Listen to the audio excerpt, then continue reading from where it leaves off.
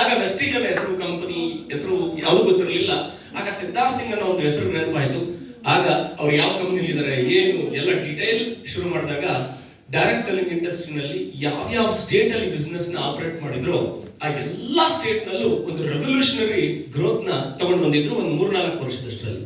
ಅದು ಎಂತೆಂತ ರೆವಲ್ಯೂಷನ್ ಅಂತ ಹೇಳಿದ್ರೆ, ಒಂದು ಹಳ್ಳಿ ಗಾಡಲ್ಲಿ ಒಂದು ಹಿಲ್ ಸ್ಟೇಷನ್ ಅಲ್ಲಿ ಬ್ಯಾಕ್ವರ್ಡ್ ಕ್ಲಾಸ್ ನಲ್ಲಿ ಇದ್ದಂತ ವ್ಯಕ್ತಿ ಸೈಕಲ್ ಅಲ್ಲಿ ಬಂದು ಮಕ್ಕಳಿಗೆ ಟ್ಯೂಷನ್ ಮಾಡಿ ಒಂದು 4-5 ಸಾವಿರ ಸಂಪಾದನೆ ಮಾಡ್ತಕ್ಕಂಥ ವ್ಯಕ್ತಿ ಈ ಬಿಸ್ನೆಸ್ ನ ಸ್ಟಾರ್ಟ್ ಮಾಡಿ 3 ವರ್ಷದಷ್ಟರಲ್ಲಿ ಈ ರಜನಿಕಾಂತ್ ಫಿಲಂ ಅಲ್ಲಿ ಹೆಂಗೆ ಆರ್ಡಿನರಿ ಆಗಿ ಒಂದೇ ಸಾಂಗಲ್ ಶ್ರೀಮಂತ ಆಗ್ತಿರಲ್ಲ, ಆ ರೀತಿ ಒಬ್ಬ ಸೈಕಲ್ ಅಲ್ಲಿ ಬಂದು ಟ್ಯೂಷನ್ ಮಾಡ್ತಿದ್ದಂತ ವ್ಯಕ್ತಿ ಆರ್ಡಿ Q3 ನಲ್ಲಿ ಓಡಾಡೋ ಲೆವೆಲ್ಗೆ ಅವ್ರ ಲೈಫ್ ಚೇಂಜ್ ಆಗಿತ್ತು.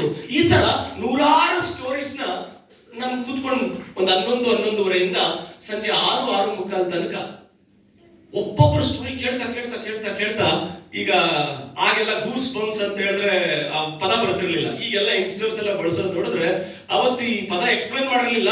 ನರನಾಡಿಗಳೆಲ್ಲ ಜುಮ್ ಅನ್ನೋ ಲೆವೆಲ್ಗೆ ನನಗೆ ಆ ಒಂದು ವೈಬ್ರೇಷನ್ ಬಂದಿತ್ತು. 100% ಡೈರೆಕ್ಟ್ ಸೆಲ್ಲಿಂಗ್ ಇಂಡಸ್ಟ್ರಿನಲ್ಲಿ ನಮಗೆ ಭಗವಂತ ರೈಟ್ ಡೈರೆಕ್ಷನ್ ಕಳಿಸಿದ್ದಾನೆ ಅಂತ ಹೇಳಿ 2012ರಲ್ಲಿ ಈ ಬಿಸ್ನೆಸ್ ನ ಸ್ಟಾರ್ಟ್ ಮಾಡಿದ್ವಿ. ಸ್ಟಾರ್ಟ್ ಮಾಡಬೇಕಾದ್ರೆ ಒಂದೇ ಒಂದು ಇಂಟೆನ್ಷನ್, ನಾವು ಗೆಲ್ಬೇಕು, ನಮ್ಮ ಜೊತೆಗಾರರು